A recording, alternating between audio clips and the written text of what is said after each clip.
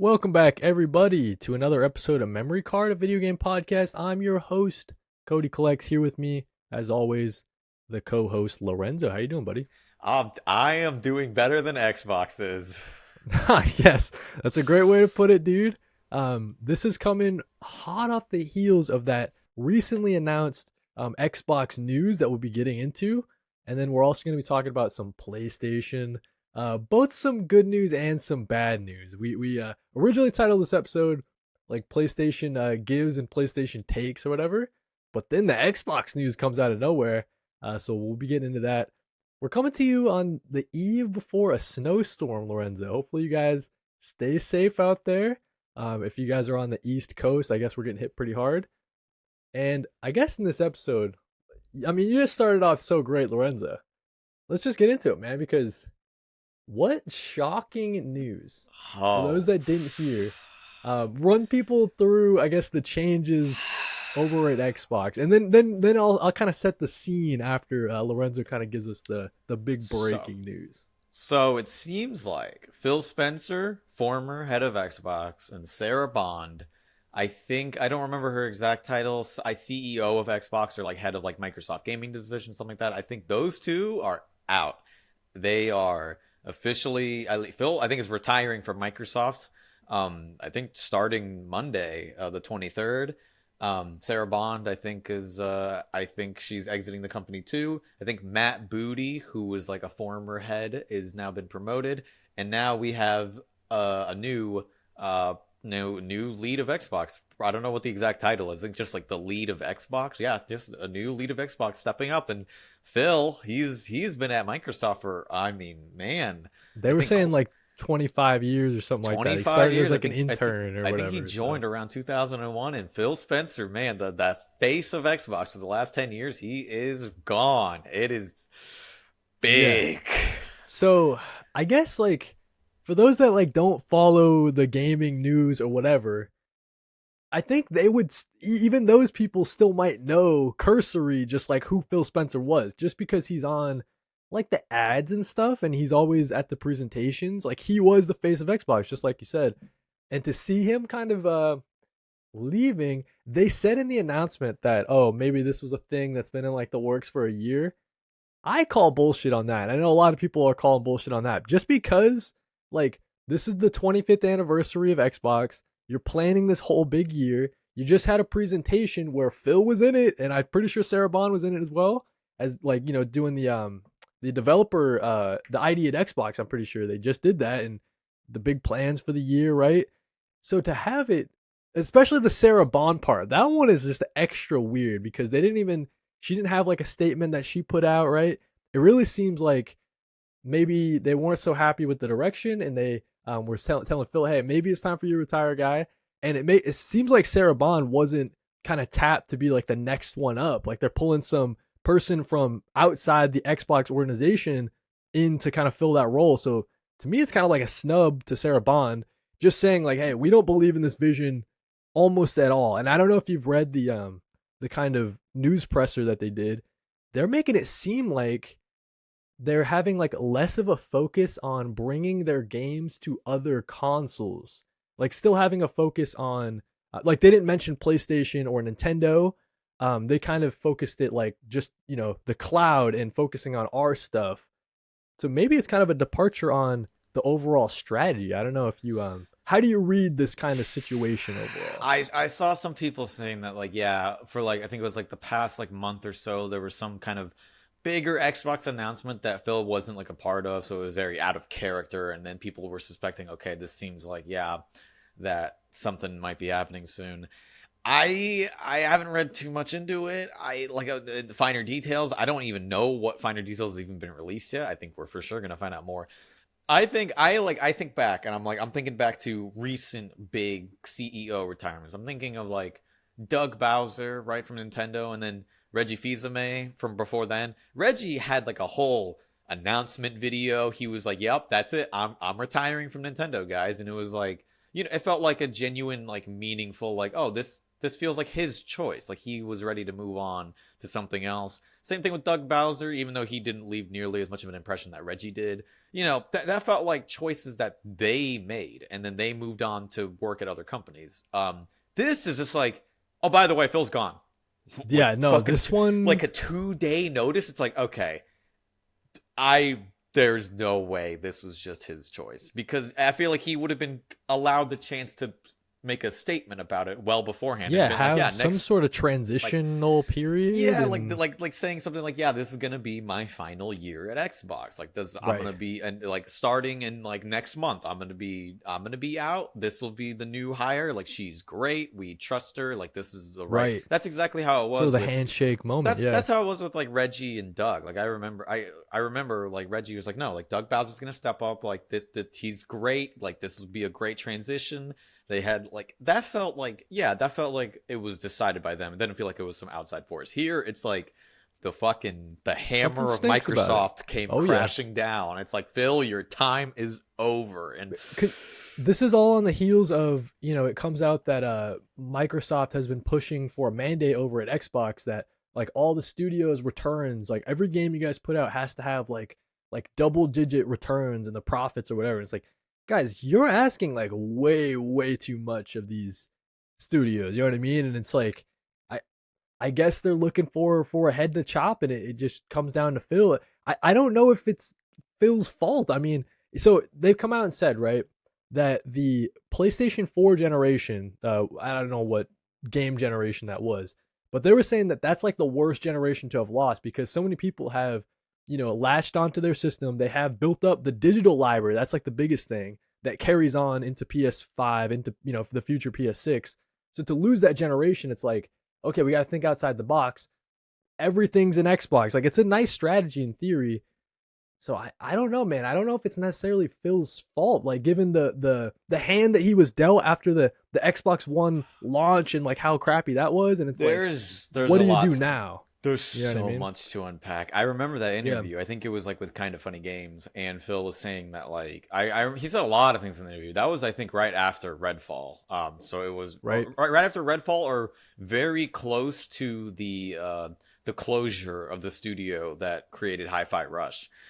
So there was a lot to unpack there, Tango. and it's so much to get into. I wish it was so easy, black and white. I was like, oh yeah, Phil was like a bad CEO, a bad lead. He made bad decisions, but that's not true at all. Like, Phil became, I think, the lead of Xbox around 2014, which was a tough year for Xbox. The first year after Xbox One, where they were losing, and Phil was super instrumental in the push for backwards compatibility for Xbox, which is awesome that you have like that entire backwards digital library to access.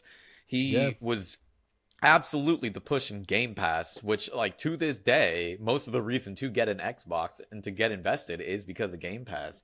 And yeah, but then it's also like he under his leadership, he also was responsible for the push for Minecraft to make Minecraft even bigger, and that's been paying off great for them. And then like the purchase of Bethesda, which is like, yeah, and it's like in theory that should Blizzard be also under him. these should be good moves for them in terms of beneficial for them, but also under him, the closure of Tango with Hi-Fi Rush, the lackluster output of something from like the Halo franchise, like so many, like the closure of so many studios, and just like back and forth, like bad news, like buying studios, closing them, buying studios, not releasing anything interesting with them.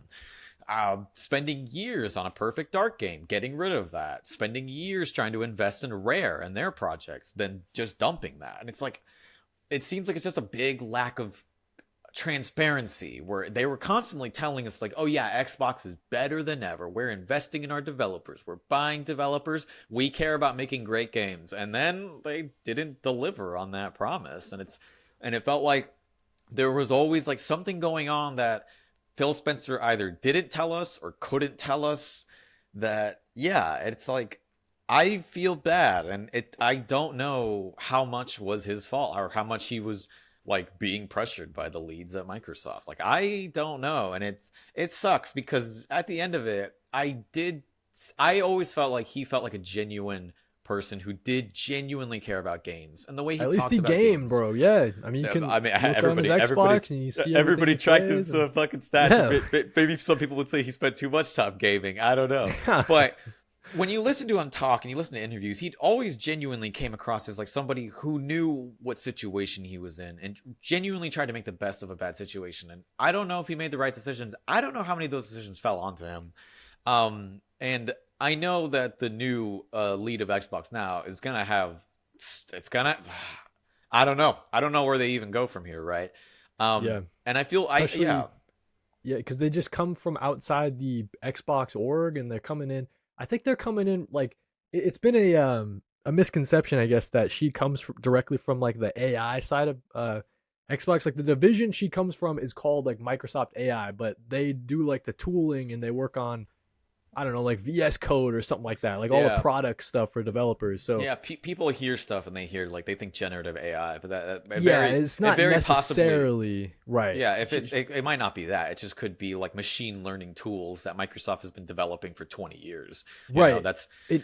Just the fact, I guess, the worry though is that just because she's outside the Xbox org, I mean, she probably has a mandate from up on high, and it's just like, hey, you know, if you like in the next month, I can imagine some more studios are gonna face some closures. I mean, it seems like she's kind of in the position to, hey, you're here to kind of make the hard decisions and kind of get us back on track as much as you can. Focus on like, you know, just the five big titles of the year, and I can imagine a lot of other studios getting cut. You know what I mean? Um, like someone like Double Fine, like how do they survive in a corporate structure like this where they're trying to, you know, eke out double digit profits, and it's like, yo, just let us make our fun pot multiplayer game, man. It doesn't need to make billions of dollars. Like it's just I think the biggest thing working against Xbox and maybe working against Phil the whole time is Xbox isn't just Xbox. Xbox is a division of Microsoft, and Microsoft is a billion-dollar corporation that if something isn't always making profit and doing better year after year, it gets cut and like slashed. And I think that's what happened to Xbox. And I don't know. I respect Phil, but the one thing I always disagreed on was in that same kind of funny interview where I remember a lot of people like wondered about this and debated about this, where he said it's not just enough to make great games. Like you can't just make a great console with great games. Like that won't be enough to sway value. And I get where he was coming from, but I also think he is just wrong about that. I think that is all it takes. You make great games and people will buy them. If you make them, you advertise them. That's been Nintendo's strategy for the entirety of their lifespan. Like even when they were struggling, make PCs, bro, they make the console. Even when games, Nintendo has right? struggled with GameCube and Wii U, they were still always like even like just talked about within the gaming space because they were always releasing amazing games that people wanted to play. And even when their console stumbled, they would always find a way to redeem themselves. And now they're fucking doing better than ever. Like Satoru Iwata, who was like, you know, the president of Nintendo when the Wii U was created and developed, and he led the development of the Switch up until his death in 2015. Like he knew, like, yeah, it is just about making great games and people will buy them. Like you make great games and you put the time and the investment more than anything. You invest in your development and your studios and the workers. And yeah, and it's like they're not a perfect example, right? I'm just using them as because they're the most obvious example of, like, you have other examples like Capcom. Like they have been fucking killing it. They're taking like a victory lap, even with some stumbles recently with stuff like Monster Hunter Wilds not being as big as some of the fan base was hoping. Capcom has been doing nothing but releasing great games year after year with Resident Evil and Street Fighter 6. They got Resident Evil 9. They got like Monster Hunter. They're finally bringing Mega Man back. Like Capcom has been doing that strategy, just releasing games that people want to play, and it's been Konami working. Too. And Konami is finally starting to get the message. Oh man, I'm so happy about that. And it's like, yeah, just release games that people want. And it's not even just that people want. Just invest in your studios and invest in the strong visions and the strong leadership in those studios, and they will make great games. And it somehow unfortunately for Phil, it wasn't enough to just make great games. It seems like whether either he wanted it or Xbox wanted it, every game had to be like a God of War or a Last of Us, like a big system seller, like selling 10 million, 20 million units, when all they needed was just a bunch of Fire Emblems and a bunch of Pikmins, smaller games, smaller studios, smaller development budgets that still sell like a couple million copies each, that you grow that fan base over time. And Yeah, uh, or like I mean, just because you've bought all of these studios and you have this cachet of IP or whatever, like I was surprised that they didn't. I mean, the dev cycle for the new Fable is been so long and they've restarted all this times or whatever, but it's like how come you guys didn't like remake Fable 1? Like it I don't know, these remakes and stuff, you shouldn't imagine these take more than like 4 years if you're already starting from a finished game and you're kind of remaking it or remastering it. Like it's kind of weird how they didn't even push that out. I mean, like I, you just didn't release like any like almost any I mean, games it's like not just besides a that. I few mean, studios kind of you look holding it at it and down. it's But like yeah. they didn't even have a clear and strong plan for Halo, which should be their biggest franchise. Like with Halo Infinite, they didn't even have like a super clear vision, and they had to rely on a lot of outsourced help to develop that game. And it's like when you don't even know how to manage your biggest franchise, like of course everything else is going to stumble after the fact. And like I don't, again, like I said, I don't know if that was Phil's responsibility or not. But what I do know is I think he did a lot, but also things could have been a lot better. And now, I mean, Okay, I have no expectation for where dude, anything with Xbox goes.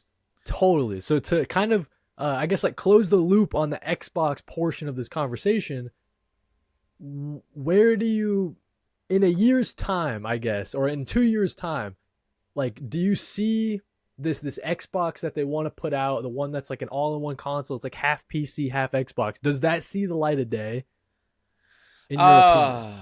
I Especially with all the RAM prices, RAM issues that we'll get into later in the show.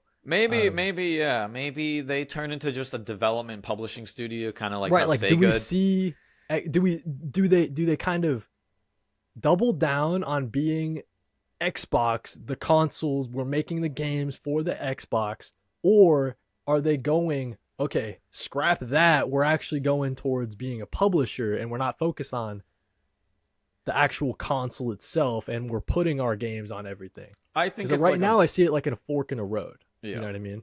I think it's a bit of both. I think they're going to be like mainly publishers like Sega. They're going to mostly dip out of the console race. They know at this point they can't compete with Sony, so I think don't even bother. Corner the PC market. Maybe they release something like a Steam Deck where they don't need to sell fucking 150 million units of it in order to be successful. You sell a couple million units of like a budget PC that's going to be like $700. You know, it can play Xbox games. Maybe it still has a disc reader. If they even want to call it an Xbox, sure. I don't even know if that name is going to help it at this point. They might want to just Yeah. think of an entirely new name. And yeah, Microsoft Gaming or it's something. compatible with Steam. It's compatible with like the Windows library. You can play your Xbox games on it. Compatible with Game Pass. Don't even call it like a console. Just try and call it like just call it a budget PC, and maybe that's where they'll get the most success at this point. Because now beyond that, I don't know, man. Yeah. Yeah. I definitely agree, man. Interesting time for Xbox, especially on their 25th big year. They're trying to make this the year that proves that hey, Xbox is here to stay, guys. 30th, We're third, in this. the 30 Yeah, will be their number. That it's right. skip. We'll skip 25. Yeah, just let's we can reconvene in 2031 and see where they're at. But listen up, guys, because Xbox isn't the only one stepping on rakes. We Mm. also got some interesting news from PlayStation. Bluepoint has been like closed down, dude. So Hmm. 5 years okay, after Sony acquired them. so I may and I can pull it up now. If we look at the Wikipedia for Bluepoint, it's literally nothing but bangers. Blue Mm. Point, not Blue Pint. De- That's probably like some ice cream. Depending on who you ask. I gotcha. I gotcha. But so like, I mean, okay, games developed, right? 2009, you got the God of War collection. Hmm. 2011, you got Eco and Shadow of the Colossus collection. Started off with some very popular, very demanded like remasters. That yeah. Metal And also in 2011, they got Metal Gear Solid HD Collection. That was a big one. So that was Metal Gear Solid 2 and 3. It was the I think the first time those two titles got re-released, and it was available on PS3 and then later I think Xbox as well. Xbox as well, it says. First Yep. time I think Xbox 360 could play those titles. Then in 2015, they did Uncharted, the Nathan Drake collection for Mm. PlayStation 4. They did the Gravity Rush remastered the same year, Mm-hmm. which Gravity Rush, a cult classic. People love that. 2018, they did the Shadow of the Colossus remake, Yeah. Yeah, they did. Yeah, and I which, played it. I played it. And I never played the original, so I can't comment too much. I know there are some, with some of Bluepoint's remakes, you can get into it a bit. There's some sometimes controversial changes or things that maybe get lost in translation. okay. But I really loved their remaster remake of Shadow of the Colossus. And then And Demon Souls right after that. that was, I think, the last thing, right? Their Yep. last, like, yeah, and that is where Acquired right after that. yeah, no, they must have. Oh God, wait, yeah, because Demon Souls remake was a launch title, so that was 2020. Holy fuck, that was Yeah. 6 years ago. Oh So my so God. they were acquired right after that, Oh, which this is like generation's coming a after joke. a string of helping them out with other releases. And they also did support stuff for PlayStation All Stars Battle Royale. They also did support for Titanfall, and they Mm. did support for God of War Ragnarok 2 years Yeah. after Demon And Souls. then I think what's happened is they were working on a God of War live service project for years, and it got So canceled. so actually, it's even more tragic than that. So at first, after getting acquired, PlayStation asked them, "What do you guys want to work on?" They say, "Hey, we like to work on our own IP." They're working on that for a couple years. Then that gets canceled at some point, and then they move on to the God of War live service thing in PlayStation's new live service push, and then that gets canceled, right? So you're double screwing this team over. You're like, they're not allowed to release a game essentially for like 6 years, right? Because you made them restart twice. Um, and then you just cancel it. It's like so interesting because at one side of PlayStation's mouth, they're saying how important our cachet of IP is. Like we want to get into more remasters. It helps us kind of supplement these long development cycles. Like, hey, Intergalactic is gonna take us 8 years. Sorry guys, but in the meantime, we'll release like a remaster for this and a remaster for this, like in between to kind of hold you guys over and make some money while we wait. Why the fuck would you close down the remaster studio? Who else is doing it like Bluepoint? Like, say what you will about like each game or whatever, but like these are the guys right now to be doing these remasters. So it's so crazy to me that you wouldn't just have them, you know, I don't know, work on the God of War remasters or like. I would have loved yeah, I think God of War remasters remakes. I don't know if those are being handled internally by Santa Monica. They might be.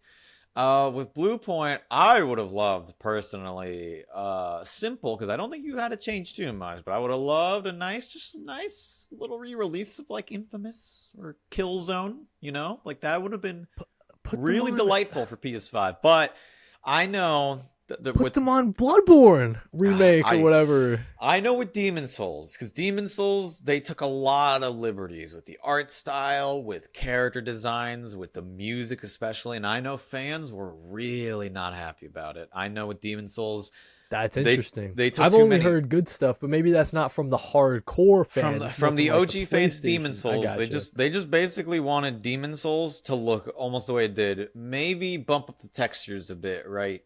Maybe improve the lighting capabilities, but don't change the tone, don't change the atmosphere, don't change the perfect character designs, the story, the music especially. I'll tell you something. I'm not super big into Demon Souls, right? But after this controversy, I looked into some of the complaints. Character designs is a big one. Some enemies, some bosses got redesigns that really lose the soul and like feel of the original. Not just that, but they also, because of that, they miss out on the intent in the original storytelling and design. Because everything in those Souls games is carefully thought out, like character designs, world design, enemy environments. That's why people love those games. Nothing is out of place. So when you change something like that, it's got to be for a reason, because it messes with the story that's being told. But I went and listened to the soundtrack, especially for the Demon Souls remake, after I heard people talk about it, and man, They are right. It is well produced, right? They have like a full London orchestra, like to the nines. It is loud and bombastic and crazy, and it is like, wow, you listen to this and you're like, wow, this is like really impressive. Like on in its own, on a vacuum, it's really impressive, and some of the music is really nice. But then you go back and listen to the original, and it is entirely different. Like so much of that original soul is almost lost in translation. It's a matter of like Demon Souls. So much of the music is much more foreboding and quiet and creepy, and a really unique vibe and tone compared to the rest of the Souls series. But it feels like with the Demon Souls soundtrack, Bluepoint or whoever they had in charge, just listen to the original Demon Souls music and then listen to later Souls music, the more loud, bombastic music of something like an Elden Ring or maybe like Dark Souls 3. And they're like, oh, we need to modernize this to sound like those games. And in doing so, they missed the point completely. So yeah, at least with Demon Souls, people were really not happy about it, right? But all that being said, all criticisms of that aside, that doesn't mean they needed to be closed down, because I think a lot of their remasters and remakes and things they worked on were all pretty successful. Like these collections they worked on. So I don't know, man. They got the live service guns. Sony fucking held them at gunpoint. It's like, all right, you are working on a live service now. Didn't work. You're done. It's just so unfortunate. Like, so it's so tragic, dude, because it's like they didn't get their chance to have a Returnal, right? Like they didn't get their chance to that was the game from what's it called? You know what I'm talking about? Who's making Saurus that's coming out? Oh god, Housemarque. So it's like they didn't get their moment like Housemarque did to have like their like, yo, we've been supporting other stuff. We worked on stuff in the past that have been really fun, but this is our breakout like moment. Like they didn't get to have their come out party on the PS5 or I guess maybe Demons, but like yeah, like no, but even then, it was still just a remake. It would have been awesome to see an original, like their own Uncharted game. Like it's just so odd to me. Like they've had experience working in the Uncharted universe, the Metal Gear Solid universe, the God of War universe.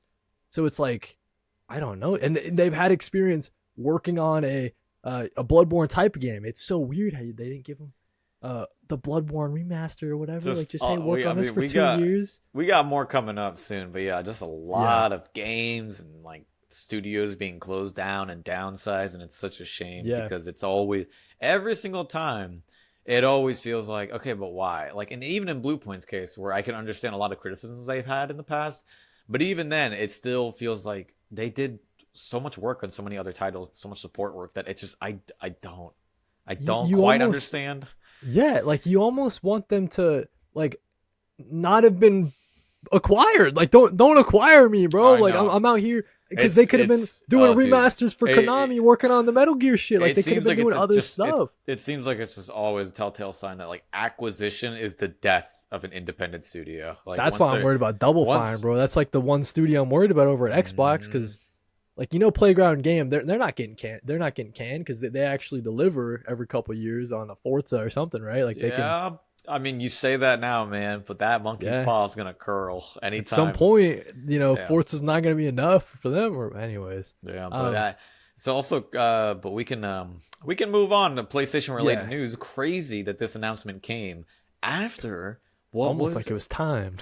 Like the bad news following the good news. A pretty incredible state of play that they held, where like an all-timer, like a top 5 of all time for real. It was pretty great. They had a lot of good shit, like a lot of fun surprises. Like this was a good one. So let's turn the page a little bit. Maybe get away from the bad news. We'll have more bad news next episode, guys. Oh yeah, and we'll have more bad news like 30 minutes from now. Yeah, exactly. We'll like stub our toe. We'll have even more video game bad news in the coming days. But we did want to get into some of our favorite announcements from the PlayStation State of Play from February 2026. I think, Lorenzo, you want to go for 3 of our favorite announcements, right? Yeah, they had a lot of good announcements. A lot of things for a lot of different people, too, which is nice. It's nice to see PlayStation actually have a presentation where it feels like it's varied and not just sci-fi shooter, because I feel like a lot of their projects are just kind of coming down to just shooters, third-person action-adventure games. So this was really nice to see. So why don't you hit me, dude? What's your favorite, your first pick for the state of play announcements? I'll just start off with my favorite pick, dude. Yep. Finally, the fucking heavens aligned, dude. A new Castlevania game. How Nice. fucking long have we been waiting for that? I think the last main new Castlevania game that wasn't like a remaster or a port or like some mobile game was Lords of Shadow, which was it was basically kind of like a God of War ripoff from the PS3, Xbox 360 era. So finally, we're fucking getting one. And not just that, it is by Motion Twin, the devs behind Dead Cells. Dude, that is perfect. And it looks fucking great. The art style is awesome. The animations are slick. It looks like they're bringing back maybe Sonia Belmont, who was only featured, I think it was Castlevania Legends on the Game Boy, which was like later became not a non-canonical game, but I mean, who cares about canon, whatever. But like it's cool that they're reusing like a former character from like way back in the day, maybe. Oh, it looks so fucking sick. I saw that, I couldn't believe it. I was like, dude, finally. Like, and I have to assume that the success of all the Castlevania collections, like the Advanced Collection, the Dominus Collection, like re-releasing basically every game in the series, I have to imagine the success of that helped push that forward, and also their collaboration with Dead Cells, like the Castlevania expansion in Dead Cells, like that's perfect. Like, dude. hey, That we is can handle your IP, bro. Like, just trust us. And yeah, and it's like a little tryout, right? And then they're like, okay, you guys got it. How about it looks like they're taking like the more open-ended like Metroidvania style. I would have been fine if it was like a level-based classic Castlevania style. And they even said in the announcement, they seem to hint that there's even more Castlevania like titles being worked on right now. Gotcha, So yeah. that'll be Like, really hey, interesting to see what they're not doing. it for Castlevania. Yeah, we're I know, coming back in a big way. Fucking about time, dude. About time. It is so nice to see Konami actually invest in all of the franchises they've been neglecting for the last 10 years. Yeah, and listen, that's a good segue to kind of where I wanted to start. We'll get into it later in this episode when I talk about my experience playing Metal Gear Solid Delta. But I was really excited to see Konami finally announce the Metal Gear Solid Collection Volume 2. So pairing together with Volume 1, I think at this point they'll have every single Metal Gear game available to play on like modern consoles, and this is very exciting for me because I loved Metal Gear Solid Delta. We'll get into it, but this is it's just music to my ears. Like I'm so ready to just go down like a Metal Gear Solid rabbit hole this year, and this collection is a big part of why. And it just goes on to what you're saying, Konami. They're making games again, man. It's crazy. They're not just making pachinko machines, dude. What a concept. What a fucking crazy concept. I know. Hey, guys, you can make a shit ton of money by putting Metal Gear out on the modern day consoles. Like, Metal Gear Solid 4 has been stuck on PS3. Peace Walker, I think, was playable on Peace Walker. Or was that stuck on PSP ever since it came out? It had a re-release on an HD collection. I don't. Maybe that was Bluepoint's actually. It might have been Bluepoint's. I don't remember. But yeah, it was part of an HD collection. Okay, it did have Peace. It did have Peace Walker in the HD collection. Okay, so the HD collection was, I guess, Metal Gear Solid 2, 3, and I think Peace Walker. So yeah. But it's great to see Peace Walker because people love Peace Walker. A lot of people, it's their favorite Metal Gear Solid game. A lot of people say it. Mother base, the whole like base management aspects and stuff. Yeah, it'll be really interesting to see. Yeah, you know what's funny? I personally would be fine if they just never made a new Metal Gear Solid game because I don't even know how you could without Kojima. Those games are so obviously like his blueprint is all over that. So I don't even, and also the story basically concluded with Metal Gear Solid 4. Like there's really the story is complete. It's a finished game, like it's a finished story. So I don't know what they would even want to do with that, but it is nice. It's nice to see them sitting on these remaster, these collections and just be chilling. It's nice to see Metal Gear Solid 4 finally escape from the fucking prison of the PS3 because I wonder if this is kind of, it's like you're saying, like maybe they're kind of trending away from original Metal Gear games, but they're like, hey, we'll pull a Capcom and we'll remake, like, dude, Delta. Like I think they started with Delta for a reason in my mind because that's like the the prequel to all the other games. Yeah, chronologically, right? It's the beginning of the story. Yeah, so I wonder if that's kind of a tell that, hey, we can be expecting a Resident Evil 2 style like remake, coming soon for I, Metal Gear Solid I 1 wouldn't be and continuing surprised, from yeah, there. if they saw what Capcom was doing with the Resident Evil remakes and they're like, oh, we can do that. We have a And Delta franchise. turned out really well, I would dude. be more interested in seeing them do like a fun reimagining of like one of the early Castlevanias to see what they would approach with that. Mm. But yeah, either way, yeah, it looks great. I mean, finally, Metal Gear Solid 4 is real again because it's a great game and I love it. Back to you, dude, for your next exciting announcement from the state This of is play. this is more so just an update than like anything actually crazy new. But dude, Mm. more X-Men and Tokon? That was a great trailer. You have Magic, you have Wolverine. Of course you have Wolverine. You can't fucking have a Yeah, Marvel fighting game without him. Ignore Marvel vs. Capcom Infinite.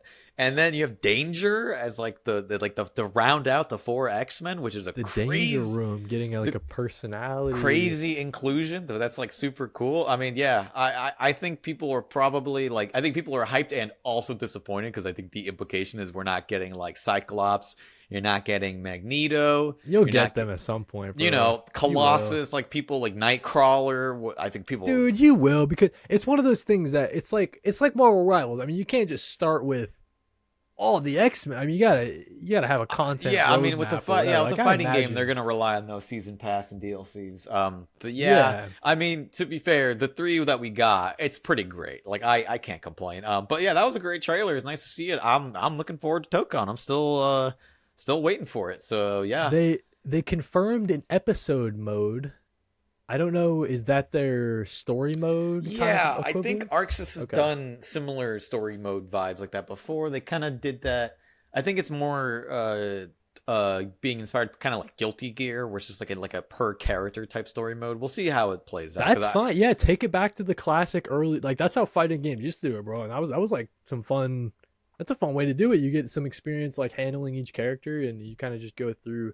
I forgot which Mortal Kombat or like Soul Calibur did that back in the day. I remember playing through that. It was just like Yeah, it's yeah. like interesting to know about like each character or whatever. I think the most fun implication from this reveal is the idea that like uh Tokon's gonna be made up as it's gonna be a 20 character roster. It's gonna be 5 teams. So you already have the X-Men team rounded out, and then you have the other team leaders. At least that's what the art seems to imply. So it seems to imply that the other 4 team leaders are Cap, Doctor Doom, Ghost Rider, and Spider-Man. So it's been fun Okay. watching people like theorize what new characters are going to be with those team Yeah, leaders. People are thinking it's like Avengers, the new Avengers with Spider-Man, the Spider-Man. Midnight Suns with Ghost Rider, Yeah, yeah. and then like a villain team with Doom. Villain team. Okay, I can Um, see that. yeah, so it'll Maybe be not really for New Avengers of Spider-Man. Maybe like more Spider people. I don't know if they want to. maybe yeah, How? because people are Yeah. trying to figure out like where Kamala Khan goes, because she's already been announced. So Oh, they're I like got you. that I she got you. I, So she like a could be just newer. placed with the Avengers with Cap, or people are like, Yeah, oh, they could put her with Spider-Man. She would be like a young Avengers or new I Avengers see what you're team. saying. Like a young. Yeah, that's cool. Yeah. So listen, Tokon Fighting Souls. I think for me, it's yeah, like we know that the multiplayer is gonna be whatever. Like the content looks like they got a roadmap and they got it planned out, and it seems like they got the real support from PlayStation. Like this is gonna be a big hit. I'm waiting to see if that single player. Yeah, like I just need a little bit more single player for me to be like, okay, cool, let's jump on it. This is like because I don't get into fighting games except for like every once in a blue moon. Like it really has to have all the kind of pieces for me. And the last one to do it was probably like Injustice for me to like totally just jump into it. So yeah, interested about Tokon Fighting Souls, for sure. X-Men getting announced, yeah, The a most lot of cool exciting, the stuff. most exciting thing is just, it's nice to see PlayStation invest in like 2D fighting game or just like any fighting game. That's cool. Like Right. basically like almost like a PlayStation exclusive fighting game. It's coming to PC. It's gonna have crossplay. But Mm, yeah, it's just nice. I love to see because my biggest issue with PlayStation for the longest time is their lack of variety with their biggest titles. So it's really right. nice to see them actually branching out and trying different genres and giving some other genres and fans and fan bases some love. Yeah, definitely agree with that. My second pick from this state of play, I really love this new look we got for Control Resonant. I was just salivating. I guess is probably the word I would use. It just looks so sick. You got the world, it's like the Doctor Strange like world folded on itself, and you got like the camera switching and stuff. And then you got like he's jumping on that giant like a pus looking monster. He's like stabbing it, like he's doing well timed dodges. Like the gameplay just looks so good in Control Resonant. I want in like so bad. This is gonna be like easy pick for maybe game of the year. For me, I just really love Control One, just more in that world and the shape shifting weapon. I think the focus on like melee combat, I'm like, dude, it looks so chunky, right? Like I just want to play it so bad. Um, I really like the long range service weapon in the first game, but yeah, the focus on melee combat could be a real interesting sort of switch for the franchise.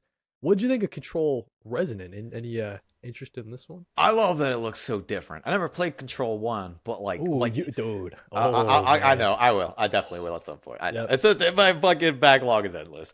But I love that it looks Ain't that different. the I truth? love the idea that Yep. you could almost put these games side to side and they would look like two completely different titles. I love that. Right. Like, Like go maybe nuts same with like it. developer just because like the art style kind of looks the same, but Yeah, but it's like in so terms of like like gameplay and vibe right, and level design right. and world design, it's like it looks so crazy. Fuck Oh yeah! If yeah. you're gonna make a sequel, go nuts. Do something entirely Same different. developers as Alan Wake 2, right? Like it's just so different from that even, right? Yeah, It's well, I love that. I love that it looks it's so super sick. crazy and different. So yeah, Yep. I can't wait. I hope it's great because yeah, Remedy is like right now they're doing pretty great. Like what they're I mean they got their dedicated fan base. The only thing that would shoot them in the foot again if this somehow goes straight to fucking Epic Game Store again. Don't do that. Release it on Steam. I hope y'all learned your lesson because I don't know if that paid off for you guys. It's the Epic Game Store, dude. You send games there to die. I'm sorry. No offense. Yeah. But Hopefully people have learned their lesson from I remember that was like controversial. Like I think Borderlands and I hope they 3 was do a like another physical one release that because they didn't do a physical release for Alan Wake 2 when it first came out, and it took a while. interesting. Okay. And yeah, I think that also kind of it led it to that. I think Alan Wake 2 eventually was successful, but I think for like the first like year or so, I think it struggled because it was only available digitally in Epic Game Store for like the first couple of months, and that's I mean it was digitally on consoles too. But yeah, I love having physical copies of games, so I almost always wait for a physical copy. Gotcha. Um Throwing it back to you, dude. Third pick. Third one for the state of play. Not surprising. I am cautiously optimistic because this does not seem like it's developed in house, that they're outsourcing it to different developers, but it would be cool to see how different people approach it. But dude, Silent Hill Townfall. I knew that'd be your They third announced they pick. announced it years ago when they first announced the Silent Hill 2 remake and Silent Hill Okay. F. I think Townfall was part of that original announcement, but we hadn't heard anything about it since. And now we got it. It's being worked on by Annapurna Interactive. Got a completely different vibe, set in like an English fishing town, I think in the 90s.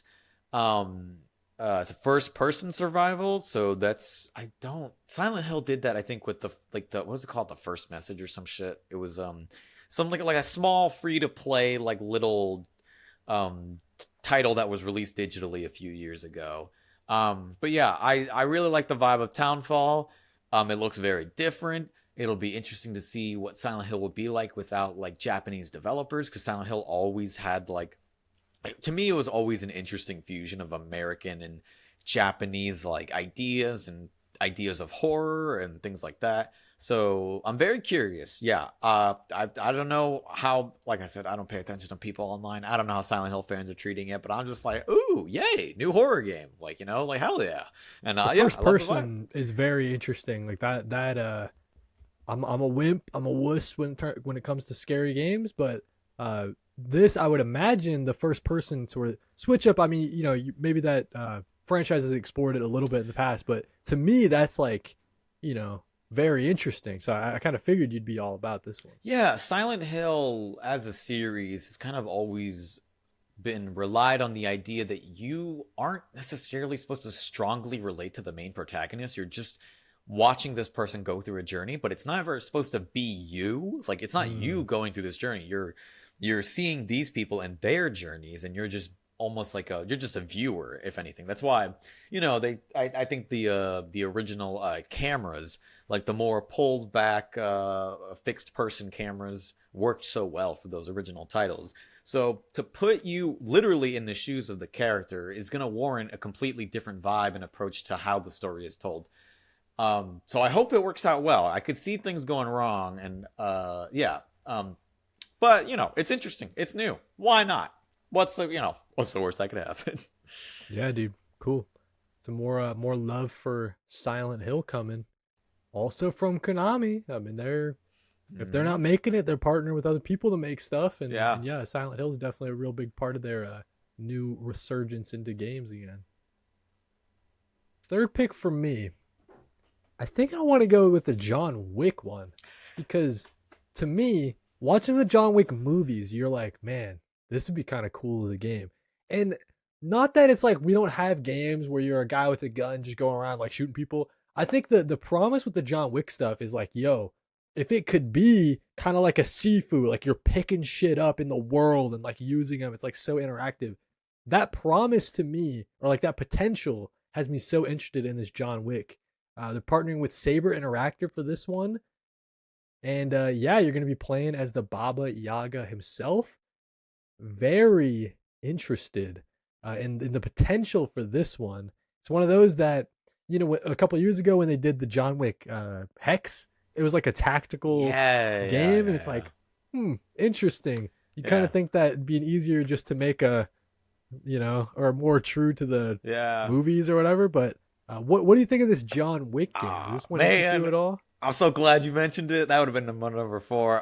It just looks so fun. Look, man, I miss the age of like movie games, like the movie tie-in game. Right. So if it's anything like that, if it's Keanu Reeves doing like a half-assed voice acting job, like that is so perfect. Oh, like, we need that actually. What has Saber Interactive worked on before? Do we know? Because Saber Interactive is like on a resurgence themselves.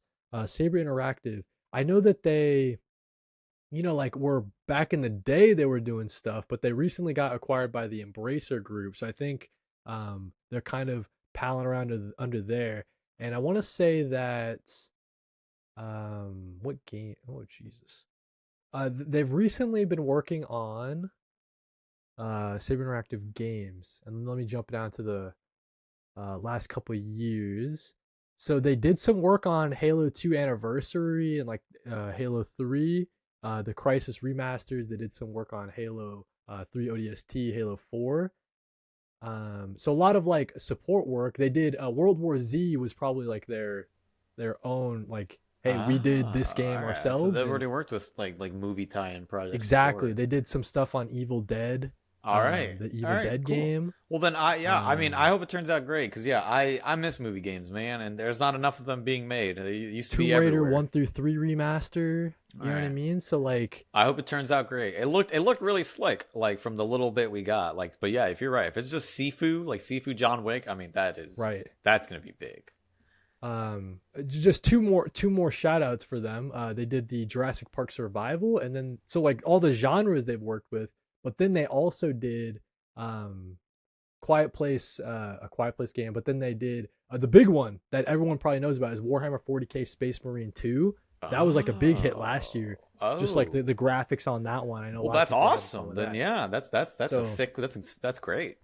Yeah, so it really does seem like they have like a experience working with some of these movie license stuff, and it could be a real return to, like you're saying, like the good old days, I guess some people might say, of at least for me, man. Game. Bad, mediocre, great. I love them all. I love them all.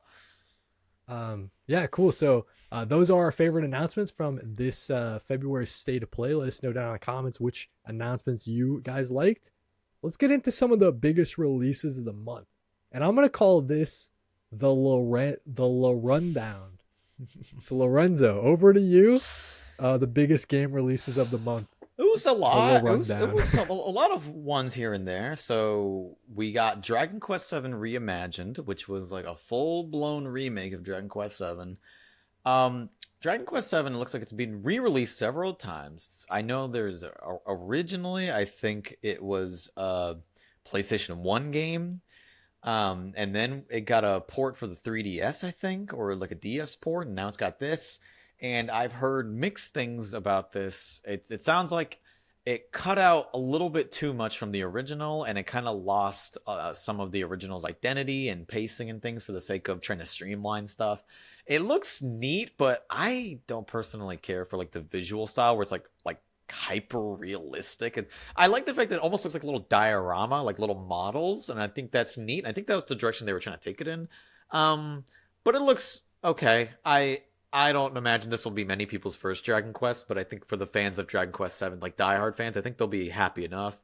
Then we got Yakuza Kiwami 3, a remake of Yakuza 3, and I think it also came with like an extra little story expansion or Yep, something. I believe And I so. have heard some I've heard some things about this one that it Yeah. seems like they, for whatever happened, I don't know what happened, but it seems like they either cut content or stuff, and they, in terms of the art style and visuals, it looks like objectively worse than the original game from like 10, 15 years ago. Like Get the sense that they're maybe rushing things over there. Like, this should just slow rushing down a little bit. Like, I don't know if we need a.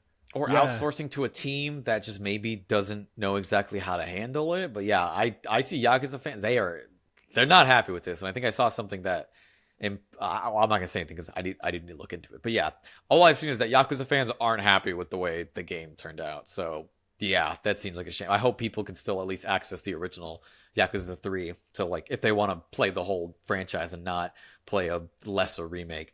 Then we had, I think this was the newest game by Suda51, Romeo is a Dead Man, which I've heard some great things about and I've heard some bad things about. And it seems like it's just one of those games where it's like super crazy, super unique, and super original, but also held back by really major problems. And yeah, I think that one they tried to self-publish that one too, and they didn't get maybe some funding from other sources. So it seems like a lot of cuts were made to, like, I think one example someone was saying, like, you can go to like the edge of the part that you're on, and you can see just like an empty like skybox almost. Like, they didn't even put up like yeah. a fake, you know what I mean? Like a distinction between, hey, this is the playable world and that's outside. Like, they just Yeah, said, hey, it seems like a screw it. very Like, interesting yeah, game. a lot of That definitely corners were doesn't sound like a cut. boring game. It just sounds like a game with very high highs and low lows.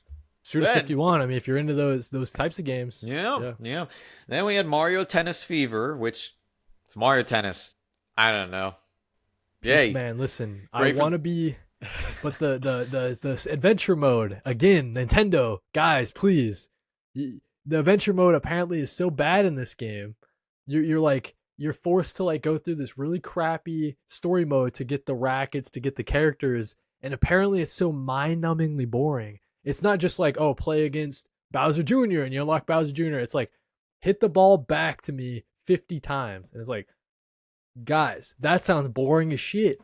So I don't know, man. I'm a person. I'm just waiting for like the GameCube Mario Tennis to release on the Switch yeah, service, and I'm like, then I'm good. All right, that's that's all the I way to need. do it, Uh, honestly. Then we have Neo 3, which from what I've been hearing, people have been loving. I've seen some people say it's like the best game of the trilogy. Takes things in a more open world approach, but the combat's been refined, that the open world doesn't feel forced in. It felt really thought out. So yeah, I think the biggest game that's come out, the one I've seen the most buzz on, that I know the most people have played, is Mewgenics, the next game from the original, the father of Super Meat Boy, Binding of Isaac, The End Is Nigh. Like, this guy, I should remember his name. I'm blanking on it now, but Ed McMullen or something like yes, that. yes, that's exactly, yeah. People have been loving Mewgenics. It seems like from what I've seen, like an almost like a simulation RPG roguelike game where you're breeding and raising cats and then you're killing them and breeding them and then they're dying and then just a lot of random events can occur, and it has that, like, that really dark sense of humor that's in all of his titles. And I The think the main gameplay part of it is kind of like a tactics, like a into the breach sort of, like you're moving your cats around like a board. Um, and yeah, Mewgenics is great, man. oh, you've been Mewgenics is playing it. great.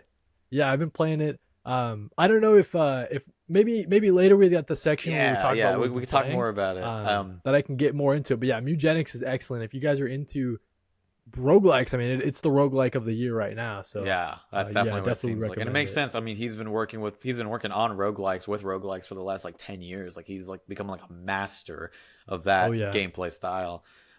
Then what could have been a big game, and I think what was popular, but I don't know, was God of War Sons of Sparta, which was a surprise announcement at the end of the State of Play. We didn't even really talk about that, but God of War, it's getting a remake. The original trilogy. That's cool. I'm really glad to see TC Carson back because I love him. I love his original performance as Kratos, and if it seems like he's gonna actually either re-record the lines or they'll keep the lines from the original trilogy, I'm super happy about that.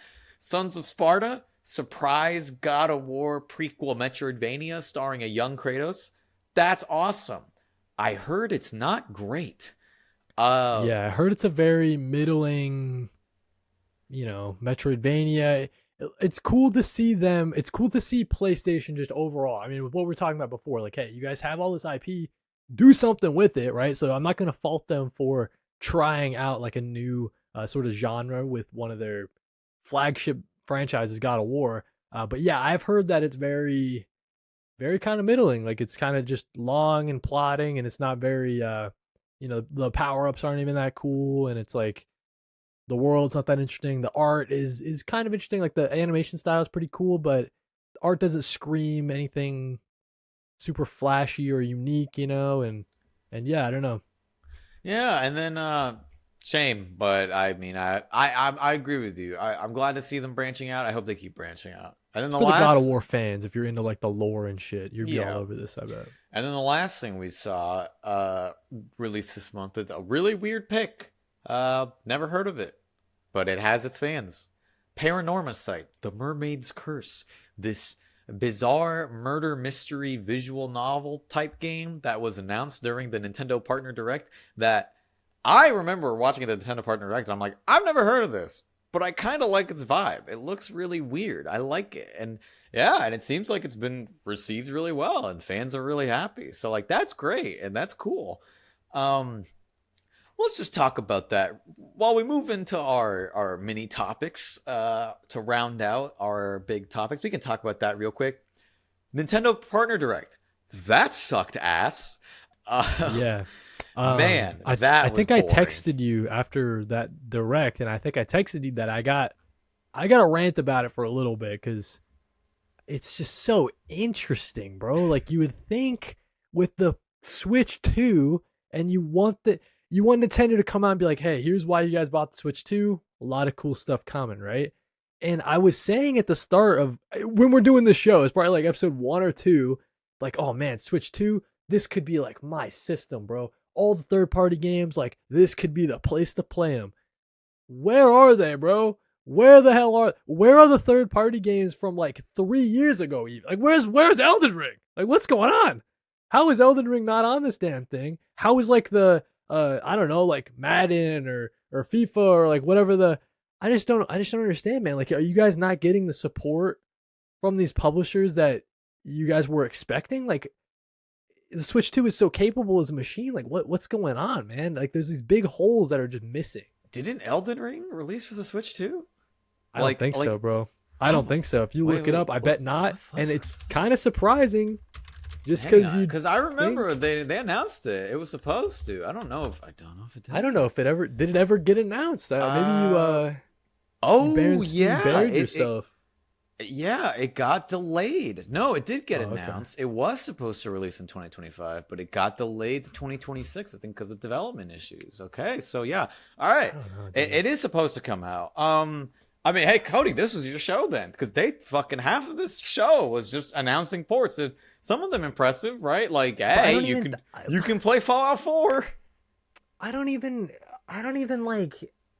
But like, th- where's Starfield? Like, where's the new third party shit? It's The like only it's just weird to the me. biggest one, the most impressive one, at least for me, was Final Fantasy VII Rebirth, because remake only That's just came pretty. out, That's and interesting. it's Yeah. shocking to me. I think they had to make some big cutbacks, but if they can get Rebirth to run on Switch and have it not look super blurry and have it run at a stable 30 frames per second, that's great, because Rebirth is a game that I enjoyed. I made a review on it, and no, I had things to say about it, but it's great. That's great to have that. It's a really impressive game. I mean, that game even struggled to run on a PS5. So the fact that if they can get it to run on a Switch too and have it run at a pretty decent performance, that's great. And yeah, that was the most impressive thing. But yeah, I mean, this show was just nothing crazy. There were some extra little highlights that we saw, like extra reveals of like orbitals, but like, fuck, man, to end it on just Todd Howard being Todd and he's like, hey, Fallout 4, baby. And it's like, okay. I mean, Indiana Jones and the Great Circle, cool. Nice. That's fun. But yeah, this show was just media. Like I said, I think the most impressive thing was the what I mentioned, What? Paranormicite. Sorry, I want to say Paranorman, but that's the animated movie. Paranormicite. I thought that looked neat, and there were some other little neat things here, but yeah, by and large, this was a really lame partner direct. Just like, just I felt like Tokyo Scramble, bro. so many different like ports and like extra little things that we'd already knew about, like the adventures of Elliot, the Millennium Tales. Like that could have been a fun new reveal here, but no, just this was a very bad direct. But whatever, these things happen. Yeah, I don't know. Just very like you're right. Like there are some ports, but it's just like what? Like where are the main ports? I feel like are just I don't know. Like where's Forza Horizon 5? I was looking to buy that and I ended up buying it on PlayStation. That'd be awesome to have it portably. Yeah. Yeah. I guess what I was getting at with my little rant there was like maybe Nintendo is not it's not ready yet. The Switch 2 is not the third party machine that I thought it would be. I really thought that like with it being a more capable console that they'd be like, hey guys, like let's get those let's load them up, dude. Like let's go, let's make this the console of the future. Maybe we'll see it starting with year 2. We haven't even been it's not even been 1 year into the Switch yet. We're still only about I think what 9 months in, maybe 10 months in. So yeah, I think probably with year 2, maybe that'll be a big flux. I mean, we should be getting Elden Ring at some point, and hopefully it runs decently. So yeah, we'll see where that goes. Speaking of things that could be messed up in the future, dude, it could quite possibly affect Nintendo and their Switch 2. Dude, already is messed up. The RAM apocalypse, guys. The RAM prices, all these AI data centers, we need all the RAM. So they're taking up all the consumer RAM. They're taking up all Nintendo's for the Switch 2. They're making it so Valve can't put out their Steam box, right? They're making it so Xbox is even in a worse place because they're already on the back foot, but they're like, no worries, we got all of our chips set on this new hybrid PC Xbox console. Oh, that's probably going to get delayed. Oh, we're going to have to jump the price up on that like $200. Now no one's going to buy it, even more than before when nobody was going to buy it. So yeah, the RAM is just pushing they just came out the PlayStation 6. Instead of coming out in 2027 or whatever, it's going to be potentially a 2028, 2029 thing. And it's like, wow. Even if you don't think like we're ready for the next generation of consoles, like this current PS5 generation hasn't even like started really. I mean, that's just a really long wait for PlayStation 6. I mean, that just upends PlayStation's plans for sure. So what do you think of the RAM apocalypse that we find ourselves in? Are we ever getting out of it, dude? Or is this just the world we're living where, dude, you know, the consoles go up in price instead of down over their lifetime? Buy a padlock and wrap it around your PC because that shit's precious commodity, man. You're gonna be fucking using that. It's gonna be like Fallout. We're not gonna be bargaining with bottle caps. We're gonna be bargaining with like PC and RAM chips. Steam Decks are already sold out. I don't think you can buy an OLED Steam Deck at the time of recording. So I'm like, dude, the fact that I got mine last year, thank God. Yeah. You know what I mean? Yeah. I mean, thank God I got my Switch 2 before the prices go up. Yeah, dude, lock them up because they're going to go up. Like this precious commodity, treat it well. Don't clean it. Don't clean your PCs because it's going to catch on fire. Just leave it as is. Don't be tempted. Just leave it there, man. Make sure everything's good. Don't let anything burn up because you're gonna want these phones prices are gonna be going like I might need to fuck it. I'll go back to a flip phone. I don't need social media. True. Fuck it. Like who That's cares? actually true. You know On what? Phones we can go backwards. We can go backwards with phones for all I care. I just need my wife. That's all I need. Yeah.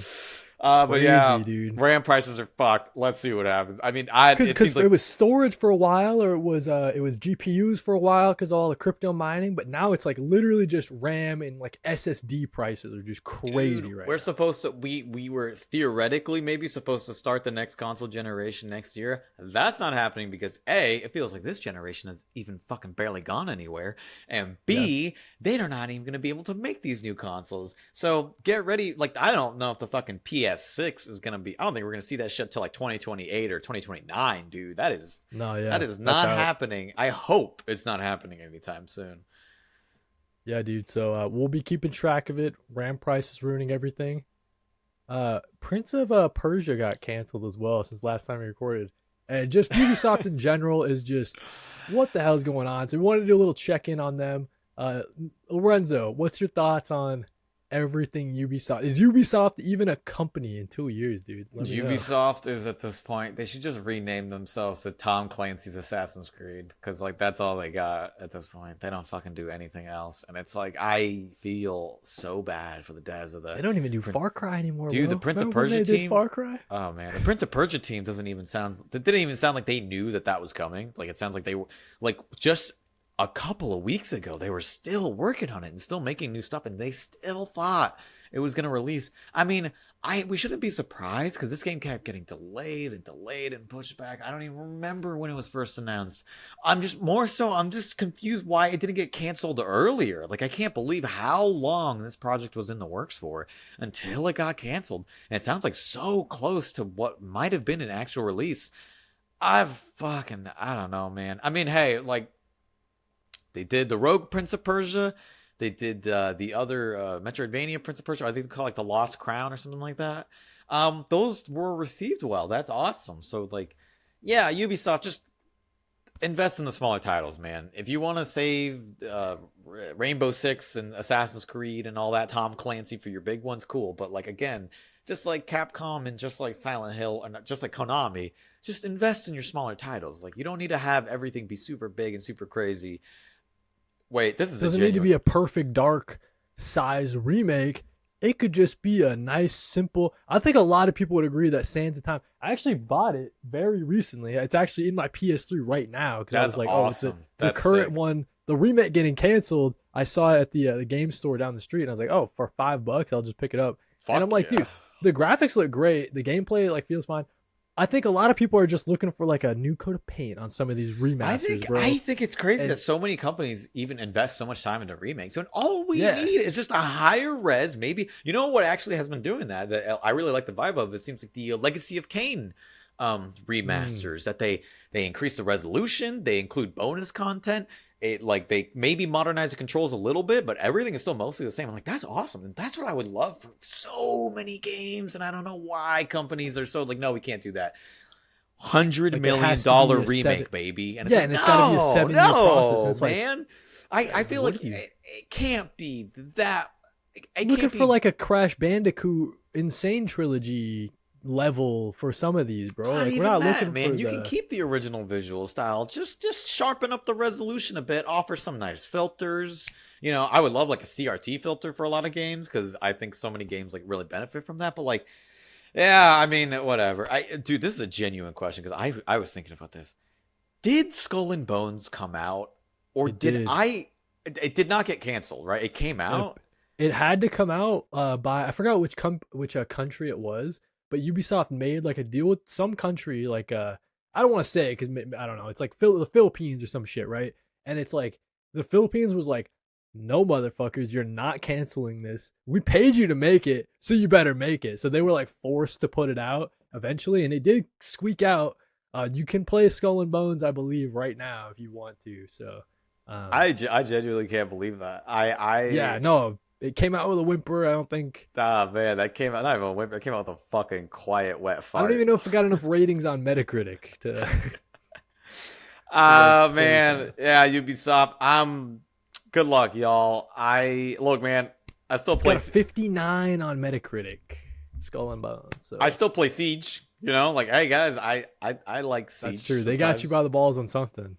Oh yeah, you know, but if like but Siege is also like rampant with like cheaters and hackers and shit. So it's like I can't even take it that seriously. But hey, Solid Snake, hey Konami, Solid Snake is coming to Siege. That's pretty cool. Yeah, right. So Ubisoft. Maybe by next episode there won't be a company anymore. We'll keep track of it, guys. We'll keep track. Maybe Ubisoft and Xbox need to fall into a beautiful marriage, and then that can save both of them. It'll be like a nice rom-com. Maybe we'll see the marriage next episode. Not just Ubisoft, man. We'll get this one out of the way. It's not a huge update, but 2XKO, the free-to-play League of Legends fighting game that I really enjoy. I think it's really fun. It's free to play. You can download it right now. Probably, maybe you're not supposed to get too invested in it because they just announced that they are downsizing the team. They are cutting the team in half, and now. Oh man, dude, it hasn't even been an official release for like a couple of weeks until they made that announcement. That's the weird thing to me that I couldn't understand. I was like, wait, did this game come out? Is it not out? Is it early access? oh, it's a demo, it's alpha. There's It one was playable early character. access. It was It's like, early access, like early alpha access for a couple of months, and it got a then it was like a public early access that anybody could play, and then it got its official release. It got a new character with it, but like this that's is a just fighting like game. not It's how like, to release a game, bro. Like this game everyone's has, just confused. Like, they what the hell's don't- going on? It seems like they don't promote it. They barely talk Yeah. about it. It only has 11 characters, or maybe 12 characters, which is you tiny cannot have for a fighting game in 2026 releasing with that It's a little tag of a fighting roster. game. You play with 2 characters on every team. Yes. Okay. So that's the thing. It's a tag fighter, but then in addition to that, you're pulling from a League of Legends. There's 1,000 characters over Yeah. there. You ever boot up League of Legends? And- like the character roster is crazy. It's so I hope that they can still release frequent updates for it, because they do got something really good there. But it sounds like Right. there's so many confusing questions with 2XKO about like how did it even get to that point, and how, like, they've been developing the game I think for like years, like 5 or 6 or 7 years. Yeah. And they only released it with Around the 11 same time that they characters. started Valorant, believe it or not, I remember that first announcement they said like, hey, working on Project A, which was Valorant or some shit, and then Project Project L K or something. Project that was the L, fighting yeah, and game. it's- Yeah, whatever it was. Yep. I So- hope things turn around. I hope it does well, because it is fun and I recommend it. And I mean, I feel like and just talking about it here, I feel like I've already done more promotion for 2XKO than they ever have. Like, You they're have fucking, listen. It's tough out here for the fighting games. I mean, you talk about like other genres.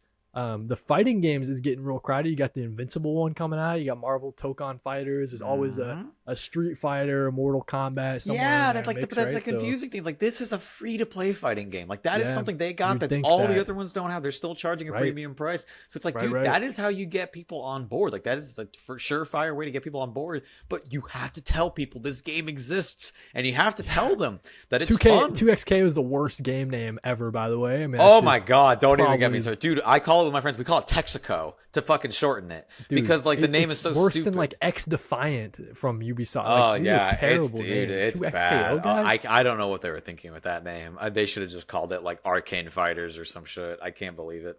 Something. But That's a good name right there. Like, dude, or like even just League of Legends Fighters or some shit. like what's wrong League with you guys? Fighters, Just well, like something. League of Fighters. Why not? Any of them, it's fine. But you know what, Kody? You know what 2XKO has? It is, as far as we know, it's still alive.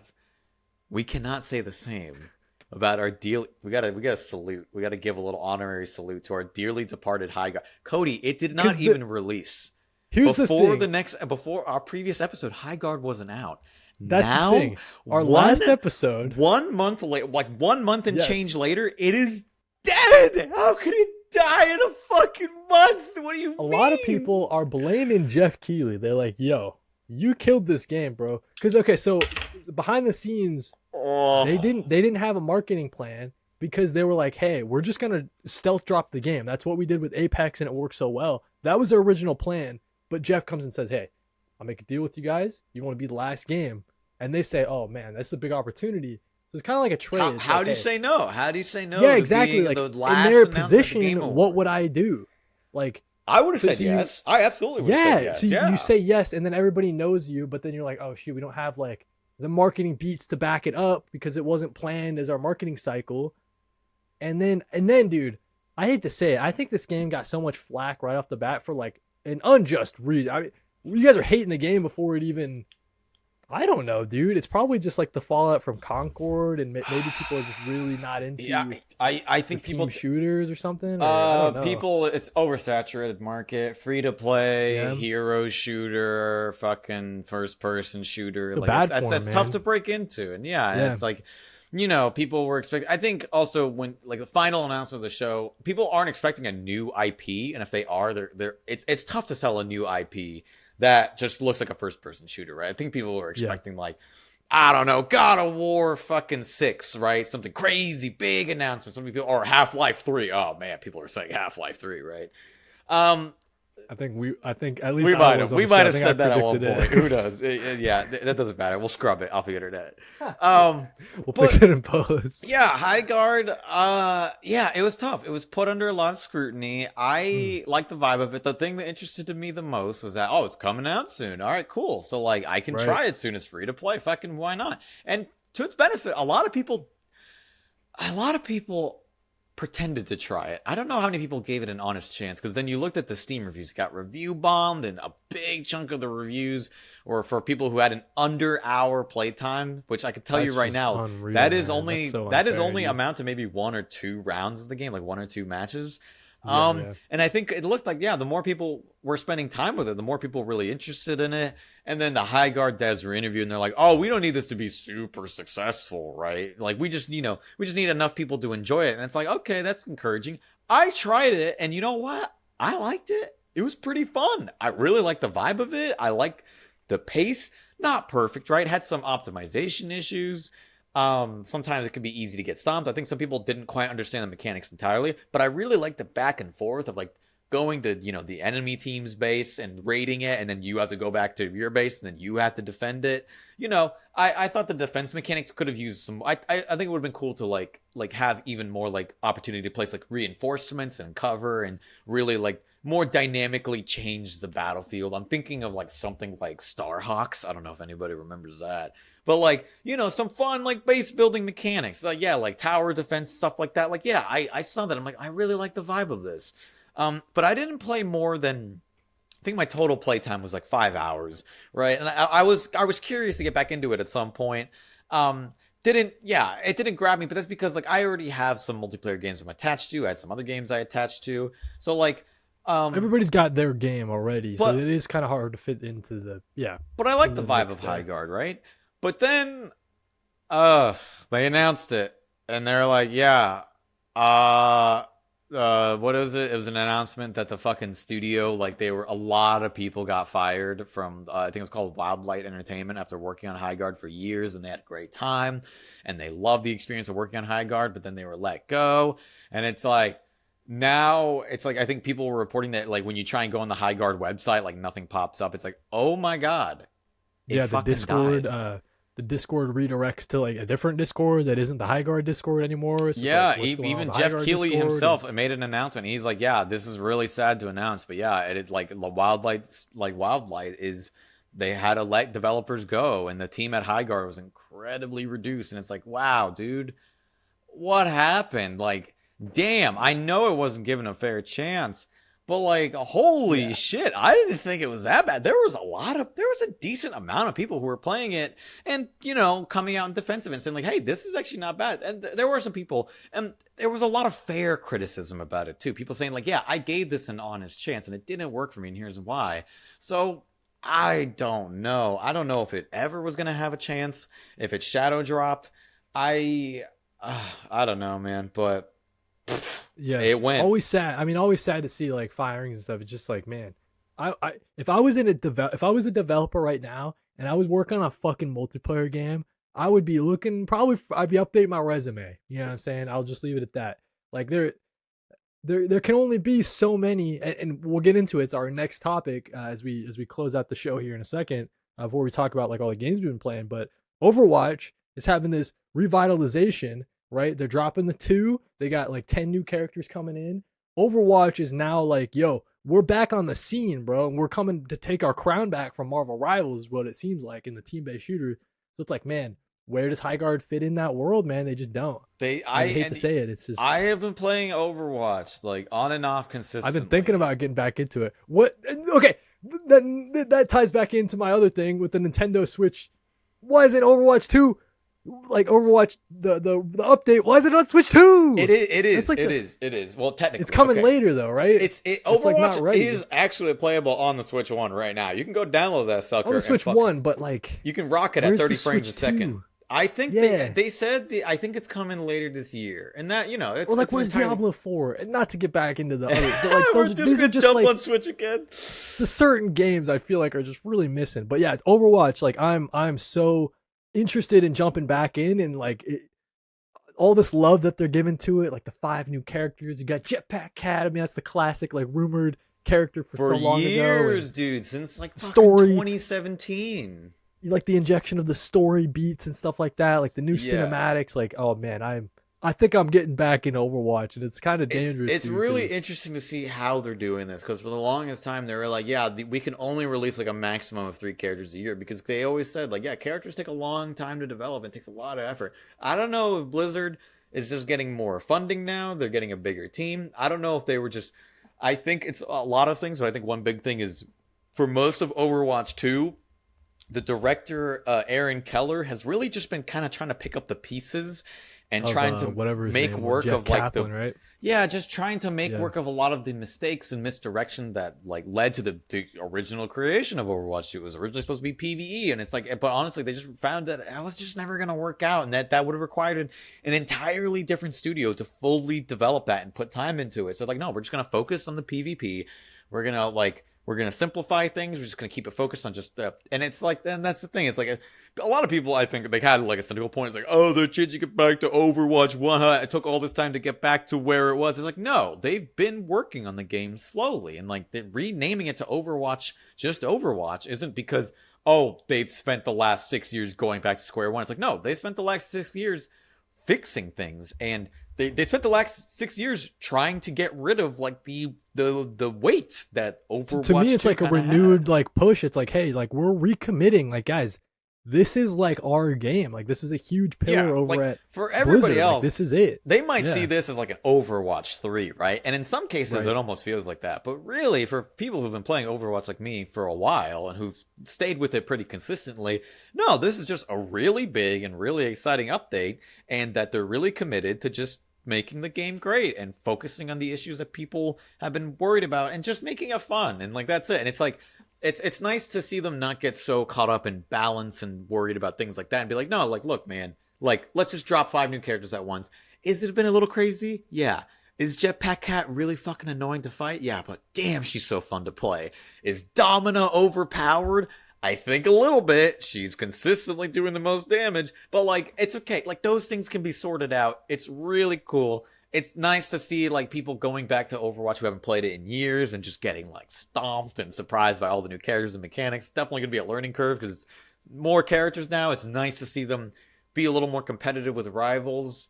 Because yeah, it's good. Competition is good. Hopefully, it can push both games to do better and work on the issues that both games have been criticized with. But yeah, it's crazy to see Overwatch is like the best it's been in years in terms of like player base, and overall, I've seen people be pretty happy so far with all the new content and stuff and all the new promises, as opposed to like 2XKO and Prince of Persia and Highguard and Xbox, who were just sinking.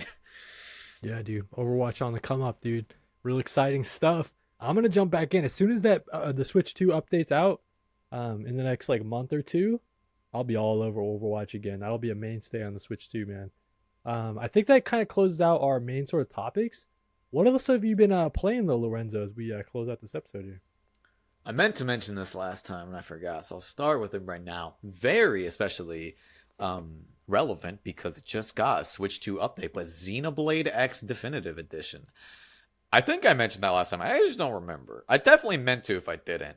I haven't played it in a bit. I dropped it for a bit because I got distracted with a bunch of other stuff, but I'm going to get back to it. I'm gonna wait with the Switch 2 edition. I see some people say, "Oh, it runs at 60, like a buttery 60 frames, which is great. It fixes the input lag. The menus are at a nice higher resolution. It's at 1080p portable mode, whereas before it was like 500, 540p portable mode. So it doesn't look, I think, as blurry when it's in portable mode. Should be 4K resolution on TV, which is great. But I've also seen some people say that it uses like an AI upscaler, and the upscaler has some mixed results. So I'm gonna wait and see on that. But it's cool that they updated Xenoblade X. I know everyone else is waiting for the rest of the trilogy. I'll definitely give more of my thoughts on Xenoblade X once I actually make more progress on it. I got distracted by another game. Kody, I don't know if you noticed this, but the Switch 2, when you have to give Nintendo your precious money, $50 a year for the privilege, but they have a Game Boy Advance emulation. And they got some nice Game Boy Advance titles, and I fucking love the Game Boy Advance. And I was like, you know what? I'm in the mood for something nice and simple. And I'm getting in the mood for Fire Emblem, Fortune's Weave. They released Path of Radiance for the GameCube service, but I'm not touching that shit. I went back to the fucking Game Boy Advance Classic, released in America as just Fire Emblem, the first, I think, localized Fire Emblem game ever. In Japan, the subtitle now is called The Blazing Blade. But I've been playing that, and man, I've tried playing it like years ago, and I just couldn't stick with it. And I think I just wasn't able to just appreciate it for what it was. And now I'm like, you know what? This is really charming. This is really enjoyable. I've Nice. been really digging it. It's just nice to have a really simple strategy game. I think every Game Boy Advance game is like the fucking most beautiful game ever made. I just love all of the different games and their art styles. I just love every game on the Game Boy Advance. Is so gorgeous. And then A also, lot of those hold up like so well, dude. oh my Art god, they style-wise. haven't aged today. They look amazing. And then to prepare for Resident Evil 9, I've also been playing through Resident Evil Village. Great. There you Obviously, go. just like a nice, like classic Resident Evil. Well, you played that before, right? So this is a replay. I played it, but it was a long time. Yeah, but I don't honestly didn't remember most of it, so it's been really nice to Gotcha. revisit it because I didn't remember a good chunk of it. And yeah, I've just been having a blast with it. It's just so fun, and I'll probably do another playthrough again in the third person mode because I haven't tried that yet. And then just I think over the course of like 3 days, I was bored. Replayed Metroid Zero Mission, Game Boy Advance, great. Also, I decided to give it a try. I was just on like a weird Game Boy Advance like marathon for like 2 weeks. That's sick, dude. Also played a little bit of WarioWare, the original WarioWare for the Game Boy Advance, and damn, that is just so fun and so great for my brain. Just those like classic micro games, and WarioWare has just such a weird and unique style to it. WarioWares, man. And then Classics. obviously been playing a lot of Overwatch because I still have, but this new update has been great. I really love most of the new characters, like 4 of them. I like some of the changes they had to the current characters because like every character got some changes here and there with some of the things. A lot they of can do. reworks. Yeah. A lot of reworks. Yeah, it's just been exciting, man. I love that fucking cat. Holy shit. Nice. Really annoying, can be really frustrating sometimes. I don't know how they might rework that cat. I don't know where things are gonna stand, but damn, is she fun right now. So like, I'm fucking having a blast flying around and clawing people. It is so fucking fun. But man, just on top of that, I took a dip into something that I might get my hooks in me. I don't know yet, but I think I could say right now, at least where it is, I don't know how it's going to turn out, but I know it's got its fan base. I think Deadlock has got the fucking sauce. Dude, I love hearing that because when Deadlock was first, like, you could get into it, like the first, you got to get an invite from your buddy or whatever. Deadlock was fun, bro. Like that MOBA, but it's the team shooter MOBA-y, but third person. Like it's a mix of a lot of interesting stuff, and I was loving Deadlock, and it looks like they've updated it quite a bit. They're releasing, so, yeah. I'm only just getting into it, man. They were releasing a lot still of not characters officially recently. out. They're pushing they push a hotfix out every like 3 hours, every fucking hour. Crazy, it's getting but it's updated still, like, on my not Steam even page, official or whatever. and it is fun, but man, it is like people describe it. It's described as like 4D chess. Like it is complicated. So many different mechanics. It's just it's really tough to take a MOBA, which benefits from that top-down style because MOBAs already can be pretty complex. So they have to keep the gameplay mostly simple, point and click and move, and you can see where everything is. Deadlock, that third dimension really, I mean, you have to fucking look up. Like imagine playing a MOBA and you have to look up and then see yourself get dived and get fucked. Like it is so much to Deadlock, and it's so the characters. I mean, Creep management. Character designs are amazing. Some of them have really unique kits, really fun. I've been really enjoying it. Getting my ass stomped, also sometimes doing well. I'm just sticking to Dynamo. I'm playing one character, and I'm like, I am not touching for as long as I can. I'm not touching no other character until I know everything I need to know about Deadlock. But yeah, I've only just now started playing it, and I've been really enjoying it. It's nice to have a variety of I play way too many multiplayer games, but it's nice to have a variety because Deadlock, while obviously taking a lot of cues from Overwatch, is so different and so much trying to do its own thing, and it's got so much of that Valve like that just special Valve touch like that. It's got a lot of sauce, dude. It's like got the a lot jazzy, of sauce. the character design, that Left 4 Dead cool. sauce, that Portal sauce, where like everything feels so well thought out. The only thing I fucking hate about Deadlock, the default button scheme is horrible. I don't know what the fuck they were thinking. I had to remap so many of the ability buttons because I mean I don't blame them because the game has a lot of buttons. There's just a lot of things you can do. So it's definitely tough to like get it all down on a keyboard. Not a controller game, that's for sure.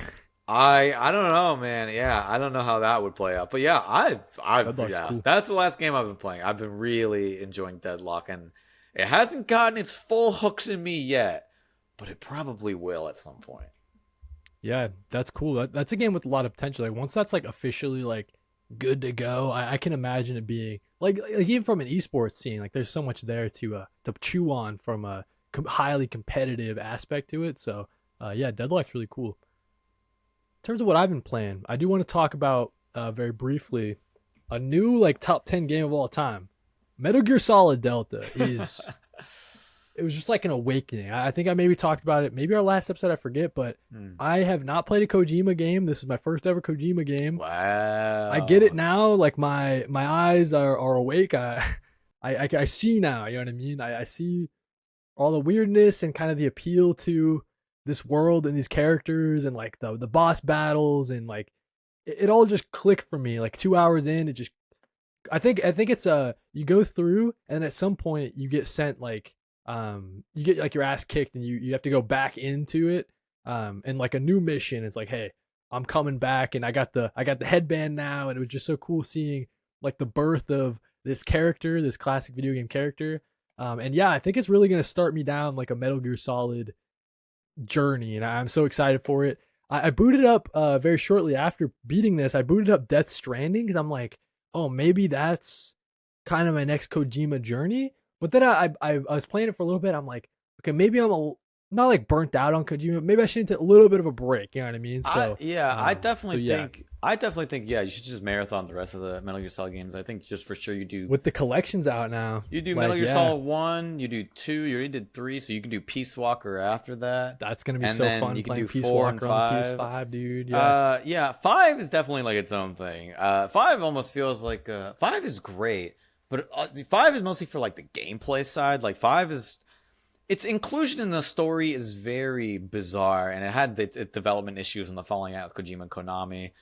But yeah, like one marathoning, I think 1, 2, Peace Walker, not Peacemaker, Peace Walker, and 4 would be fucking awesome. Like especially once you get to that conclusion with 4. Like I love 4. I think 4 is so entertaining and so crazy. 4 is nice, dude. Just get your fucking snacks ready because you're going to be in for 20-30 minute cutscenes every time. And you know what? If you know what's happening and you're totally invested, you're going to have a fucking blast with 4. I love 4. I love it.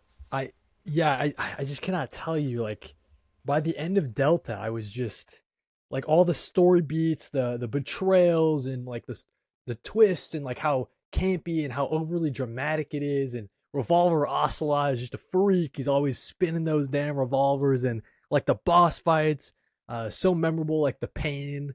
Once you kill him, he just like yells out, "Pain!" It just blows up and like a swarm of bees. And there was one boss fight where you're getting like attacked by a bunch of ghosts like when you're in this river, right? I forgot what the guy's like, maybe his name was like the Sorrow or something like that. And you get killed by the ghosts, and then I'm like sitting there and the game over screen's like a little different.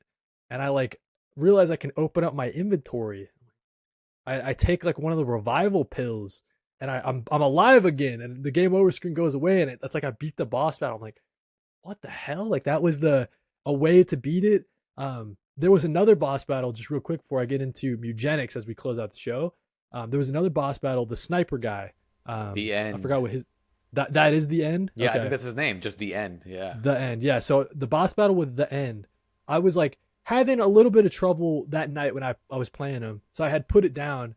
It was like maybe a week later I come back to it. I'm like, okay, here we go, fighting the end. And it turns out that in the time it took me to get back to the boss battle, the end had died of He old died age. of old age. So Yeah. I That's wasn't a able classic to way like, of beating him, dude. I can't believe so I'm you like found that on your first I'm like, playthrough. oh, okay, so I beat the Yeah. end or whatever. And That's I'm just like, awesome. That's awesome I'm that you just found that. so just like so many interesting shit like that, or like how to get out of the cell once you get like locked up, or just like so many weird shit. Like you're stomping on snakes and you're eating them raw. Like I'm just so into it, man. Yeah. So I Metal think Gear you're gonna Solid Delta fucking is love Metal Gear Solid 2 especially and 4 nice. because 2 is like 2 was just before Metal Gear Solid 3 and I think 2 and 3 share a lot when it comes to like their DNA and their kind of vibes. And 4 is its own beast. But yeah, I think you're in I for a great played time. four. Like four was my first like because I bought my PS3 and it came with Metal Gear Solid 4. I didn't understand what the fuck was going on. I was like 10, 11, 12 at the time. I was like, what the? I don't know. Yeah. So I didn't go back to it probably, but yeah, I can't wait to just go down the Metal Gear Solid trail. And then to close out the show, dude, I just want to talk briefly about Mewgenics. It is all I can think about right now. I got these damn cat songs stuck in my head. I'm not a cat guy, but I'm loving Mewgenics. It is like that. I was looking for like a tactical game. I was thinking about booting up Final Fantasy Tactics, like the remake they just did on Switch 2. But I was like, oh, I think Mewgenics might be it. And yeah, it's just so impressive how all the mechanics, all the power ups, all the items, like Ed McMillan is just this thing spins like a top. Like it's so just well oiled, and it's just so impressive what he's doing here in this roguelike game. I mean, it's just crazy to think about how all this works and all these systems at play. It's like a Fallout Shelter type of view when you're like taking care of your cats, making sure that you're base building a little bit, but then you go on these adventures and it turns into Final Fantasy Tactics, and you're moving the cats around, and you have an archer cat and you have a mage cat, and one's a cleric or whatever, and you could choose classes for them all, and it's just a ton of fun. And I'm having a lot of fun with Mewgenics. Maybe like kind of easy. I don't know if I'm maybe just goated at this tactics. Goated with the Maybe sauce. I'm just like the greatest of all time. I have no idea, but I don't find myself like getting fully wiped very often. Like it's usually you're able to like eke out a win and survive. But yeah, just Mewgenics. I'm just having a ton of fun with it.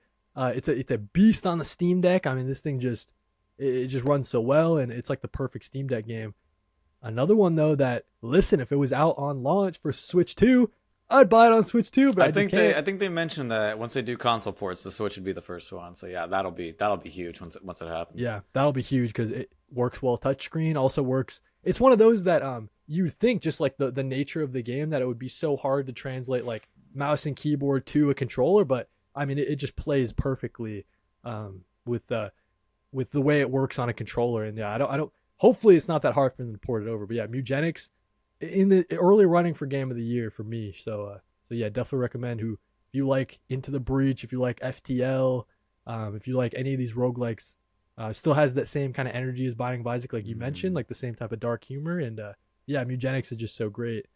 So that's really what I've been playing recently is Mewgenics, and yeah, maybe Death Stranding, booting that back up. But yeah, Mewgenics for now. That's all I can think about.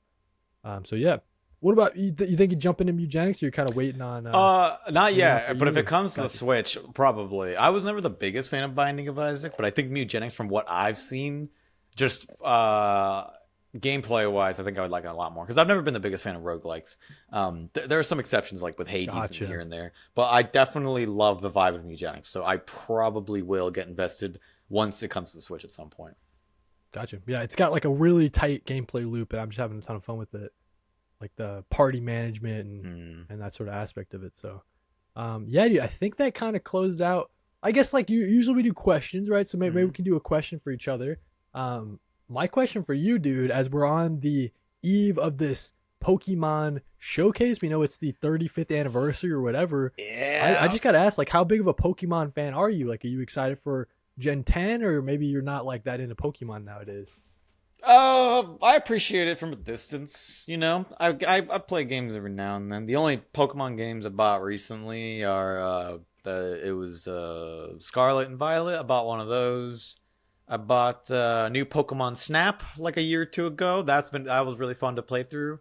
I appreciate Pokemon from an arm's length. I definitely have my criticisms. I don't love that it seems like the series and developers for the most part, at least the mainline series, they don't invest enough time in their mainline games. I feel like they seem like they rush them out too fast, so they always come with issues, and I feel like they're not, to my taste, adding enough new things or ideas or evolving enough or putting enough effort in where I would appreciate for me to get super invested. But it's nice to jump into every now and then. Like every like 3 generations, I'll take a peek and be like, yeah, I'll try it out. Why not? And see like a check-in. I like the vibe of Pokemon Pocopia, and I've heard from previews that people I was gonna really ask into if it. that one has intrigued you. Yeah, it seems like there's a Yeah. lot of rumblings that one could be like even outside of like Pokemon fans, like if you're into like the cozy sort of genre, like it seems like that one. Yeah, no, like, I might like even try to get Riley into that one. Maybe. Yeah, I like the vibe of that. So like, and again, it's being done from a different studio. I think that's Right. Koei Tecmo is working on it.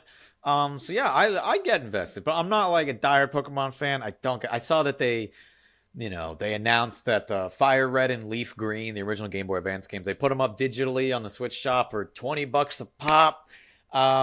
Which I would Classic say Nintendo move right there. classic Nintendo move. I'd say $20 for any Game Boy Advance game this day and age is too much. Obviously, it's better than resellers. Kind of a shame it didn't go on the Game Boy Advance service. But people have been arguing about why it didn't and why it makes sense. And they're like $20 is fair, $20 is not fair.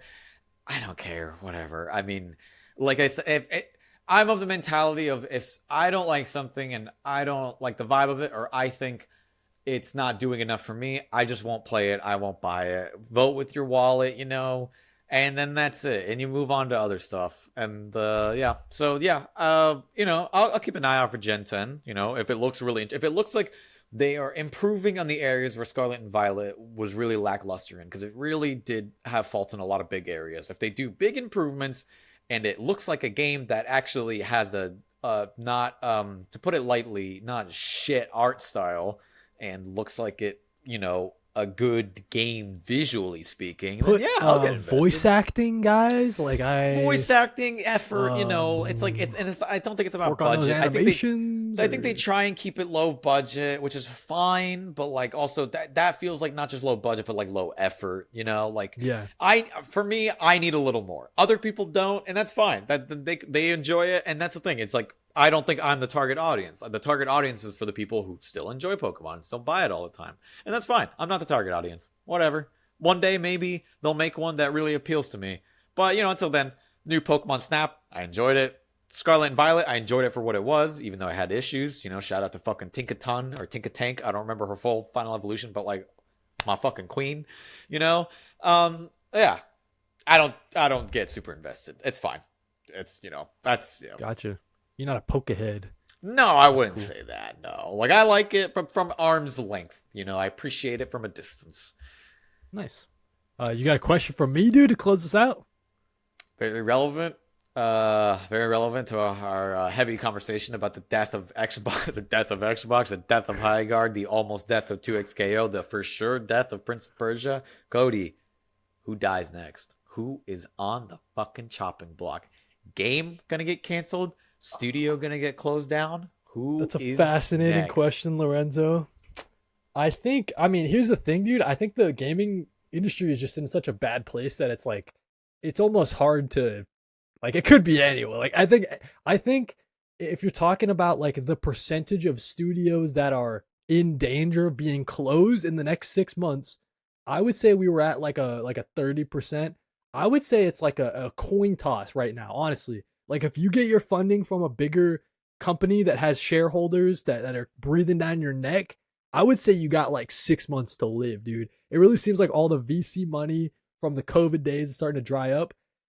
I would want to say, dude, honestly, just because of following Bluepoints, and you can sort of read the tea leaves, it seems like their PlayStation's winding down some of their less promising multiplayer stuff for sure. So whatever Fair Games is, whatever the fuck Haven Studios is working on, whatever the hell that shit is, all that live service junk that we haven't even seen the light of day, I would say those are probably the next up to get canceled.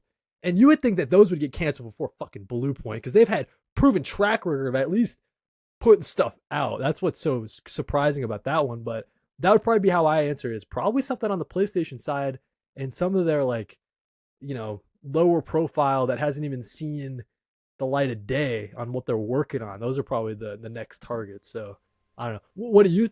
You have a guess yourself on? I got one in mind. If Marathon flops, I think Bungie is done. You think Bungie just gets axed? Marathon, I think that's got to prove itself. I think after that whole controversy with the art and the alpha, people I think are a little optimistic with the new trailers they're showing, which is great. Extraction shooters, we saw Arc Raiders take off, so it's clearly there is an audience for it, but they're gonna have to compete with Arc Raiders. But I'm not saying Bungie doesn't have an uphill battle. I do think they are. I would hope that they at least get one more crack at something, whatever their next project. I would say hopefully Marathon is they're obviously put a lot of eggs in that basket, but hopefully they don't have more than half their studio working on it. Hopefully they got the other half of the studio working on the next project. You know what I mean? Whatever that may be. But you're right. I mean, listen, if Marathon kind of falters, I could see at least half the studio getting wiped out. You know what I mean? Like Bungie might Yeah. live on in name only, but to close them down, I think it that's might happen, man. I think after if all the billions they I think invested. Yeah, Bungie's days might be coming to an end. I hope for it's their a sake it not a doesn't. 0% chance. I'll tell you that. I mean, nowadays it's at least like a 30% chance that they get closed. So Yeah, yeah. I hope it doesn't. But like after Destiny, just whatever fucking happened with Destiny, I guess, and Marathon has got it's an uphill battle, as you said. But I like the vibe of it, and I hope it can get all of its controversies behind it, and it can just focus on being cool and unique and slick. Um, we'll see what happens. where I would leave it is I think there are other studios on PlayStation's list that they would close probably before Bungie, but Bungie's definitely on the list for sure. I mean, you guys got to deliver something. But like, I would imagine like Media Molecule or something gets the people who made Dreams or whatever. Like, what the hell are they working on? Imagine they get the axe before Bungie, but you never know if Marathon is like a flop. It could 100%. But yeah, I think that closes us out, guys. A nice meaty episode of Memory Card, a video game podcast. Shout out to Lorenzo on the eve of the snowstorm for joining me. And Lorenzo, you got any cool projects you got in the works? I think the last time we recorded, you were about to do your Metro Prime video, or maybe It you had was it just put was that just out. about to release, or Okay, it just released. Yeah. yeah, I got a video idea of probably will create soonish on the design, because I've been playing a lot of multiplayer games, so I've been noticing this. Just the general design philosophy of like the menu in multiplayer games. ooh, It's there something you that like go. really intrigues me and really also annoys me. It also Right. fascinates me. So it's something that I might look into, because I don't know, I've been playing Overwatch. I stopped playing Rivals for a bit, but like that's a more recent example. I've been playing Deadlock now, so yeah, that's something I might want to look into.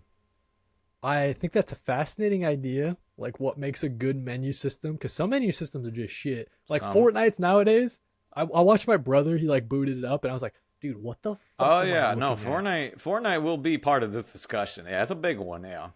Yeah, I got you. Right on, dude. So yeah, look forward to some more fun, introspective videos from Lorenzo. He's killing it over there on the YouTube. And thank you guys if you've made it this far. Let us know down in the comments what you think of all this bad gaming news. Let us know in the comments. And yeah, thank you guys for listening to another episode of Memory Card. We'll catch you in episode number 8. Thank you guys for watching.